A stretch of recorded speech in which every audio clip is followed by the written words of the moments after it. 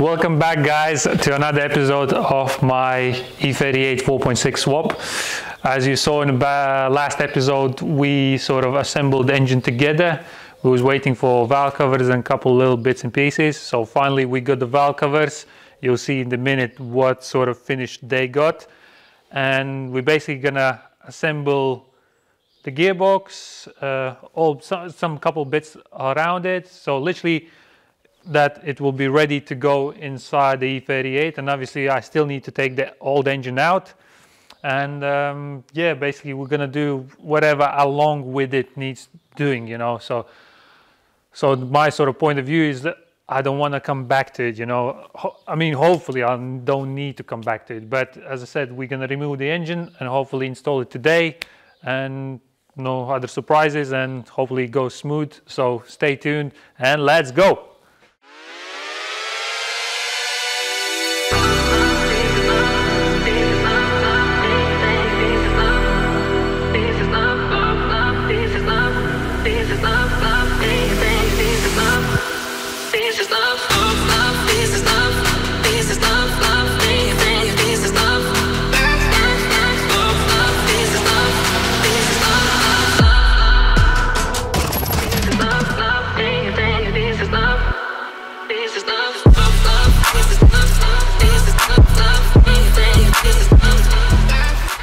So here's my covers. They are wrinkle finished. To be honest, these covers is one of the hardest to paint or to do anything with them because they are magnesium. Probably this wrinkle gonna come off after, I don't know, a year, maybe two or so, because that obviously the original ones, which is, I don't know, painted, or I don't know what they've done to it, even they don't last. Even brand new don't last, what, maybe a couple of years, and that's it. You need to redo them again. It's quite, I know it's quite shit design, but it is what it is. But this is gonna do for me a while, hopefully, with a couple nice new gaskets, everything nice, clean along. So everything, when you open the bonnet, everything nice, looks nice and fresh.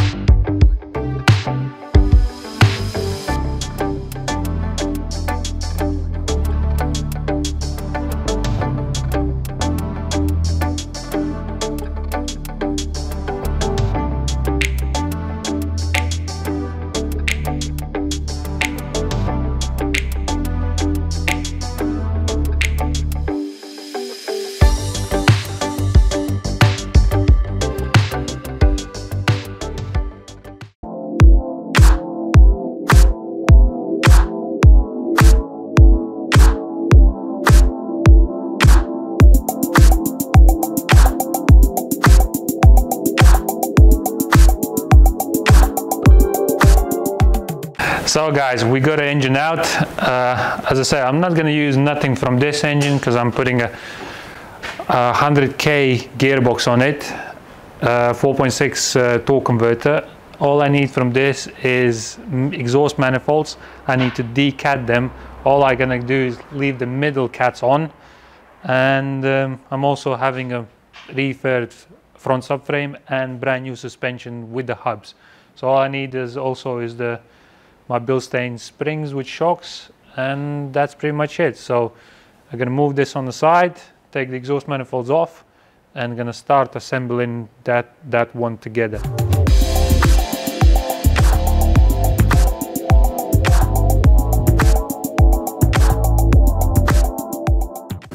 I love when bolts come down easily, like nothing's rusted. Just gonna come out nice and easy. By the way, if you're looking for suspension recommendation, these Bilsteins, here's the part number 22045041, is the best suspension non-coilover version I would suggest. It's literally ride high, is perfect for Alpina setup, with Alpine obviously wheels, and ride high quality is like, I would say, like stock sport suspension.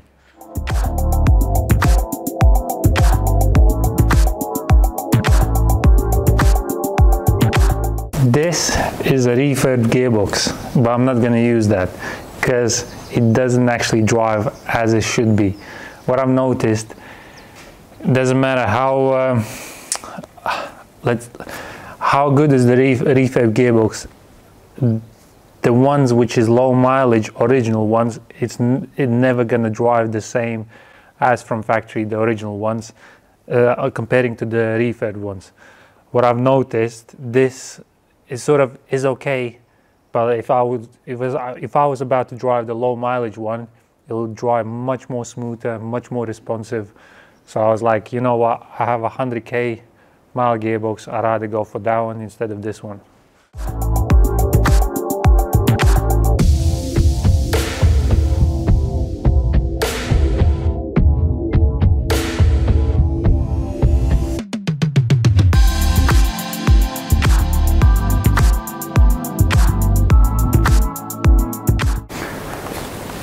Rest in peace, 44. You'll be missed. Nah. Here's our new subframe, powder coated.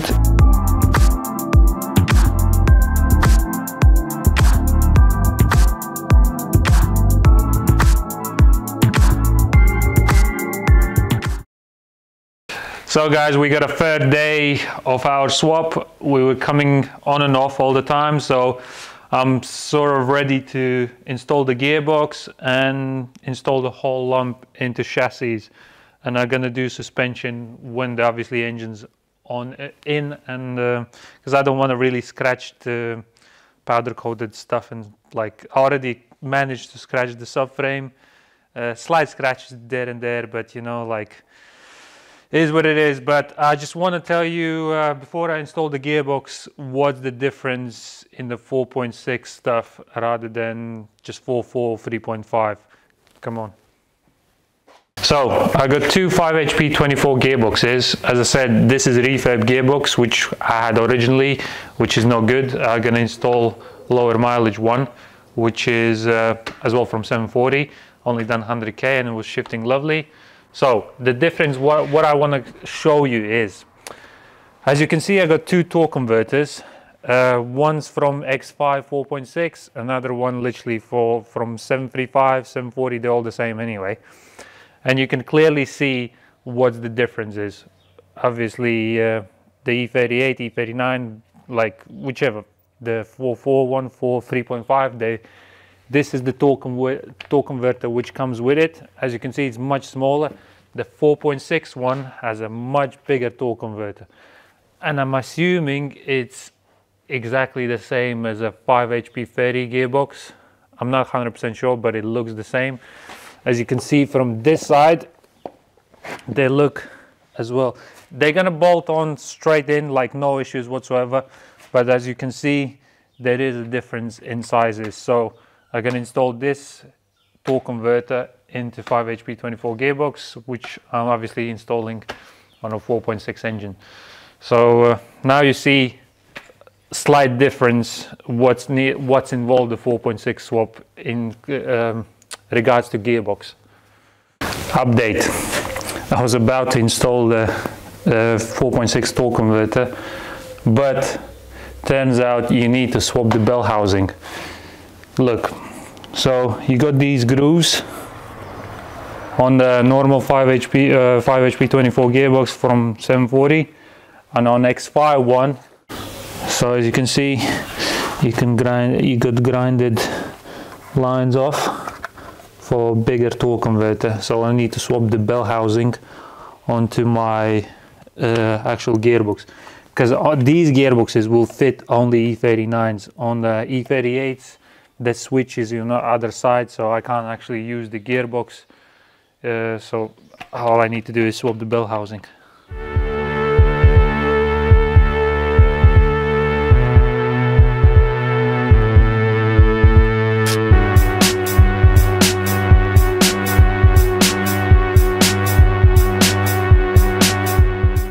Now you see the difference.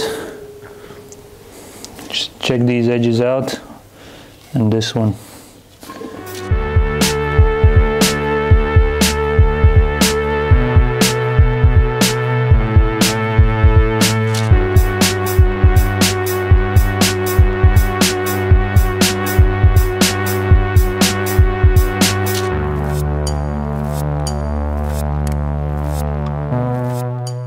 So right guys, engine is finally ready to go in. I've done pretty much everything, so when sort of engine's in, nothing awkward bolts I need to put in or to do to them anything. Once I put the engine in, obviously I'm going to work on the suspension, the rest of the stuff.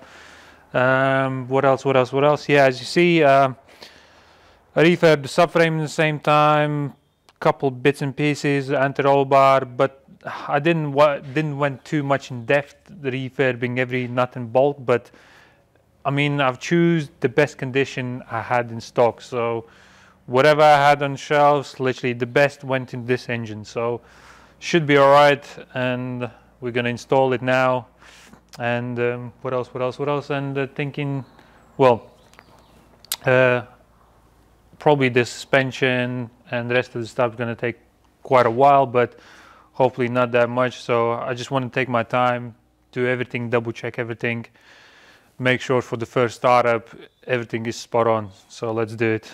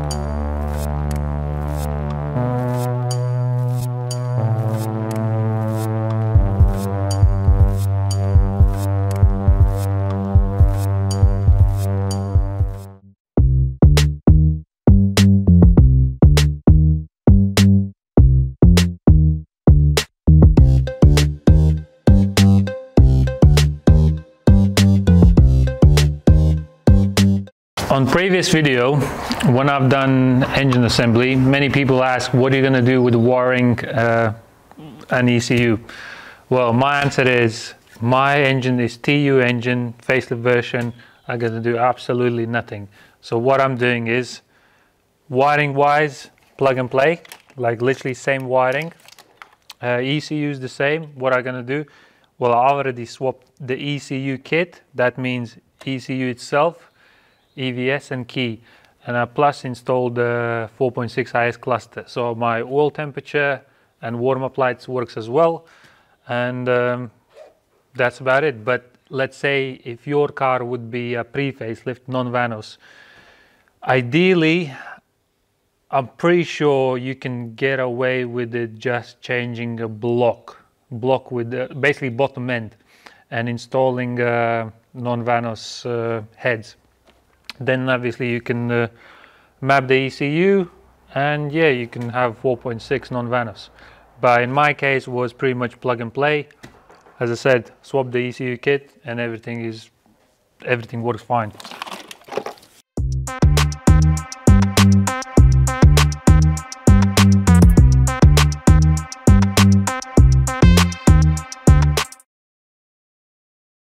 Hey, Mr. DJ,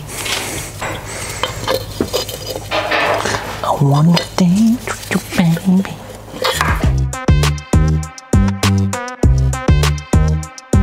Genuine filter.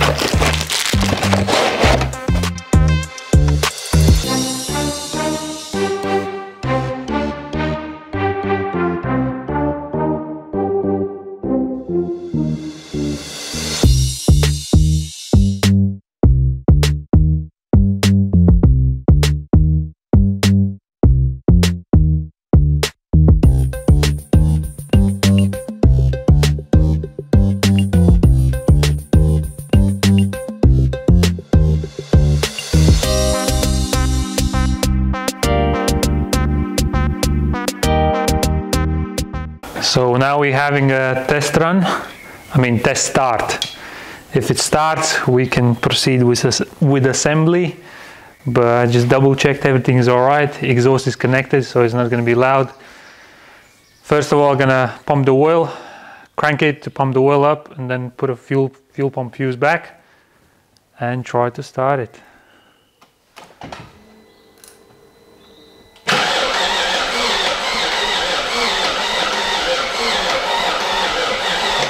We need more power.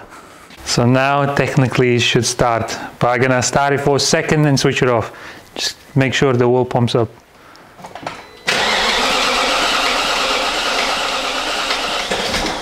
Oh, nearly. Everyone keep calm.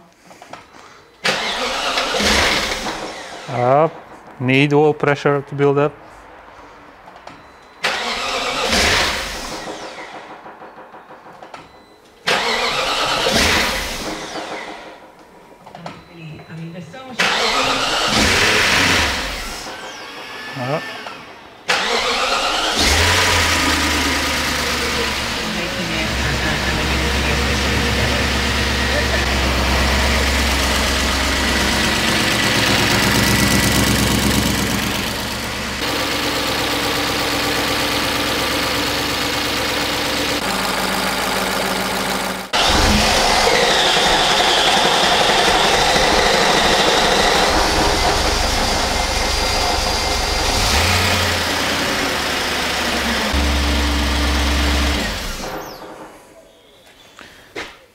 Fine, guys.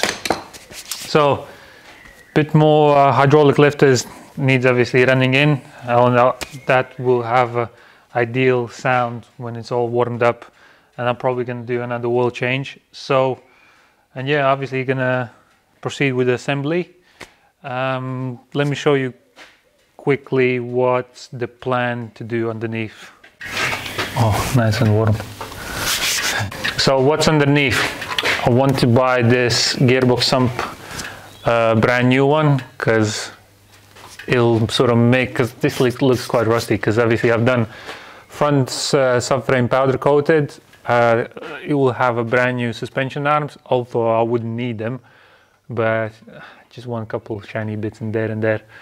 Want to install, these are Brembo 728, 735 brakes, but I want to upgrade to 751s.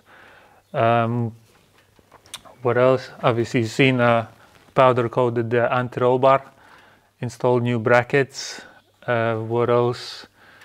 And let me show you at the back. Oh, the middle bracket, that one replaced, brand new. What I want to do is assemble whole car, do the test drives, make sure everything's all right, and then crack on with the back subframe, because I got powder coated arms, subframes, and all the bushings and stuff. But I'll come back to it.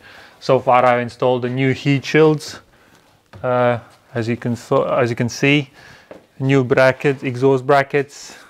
So At the back is pretty much, except the subframe, back suspension, everything is up to date, everything nice and clean.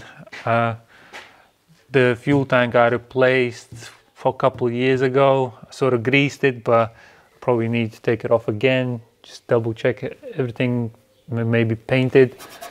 And that's about it, I'm guessing.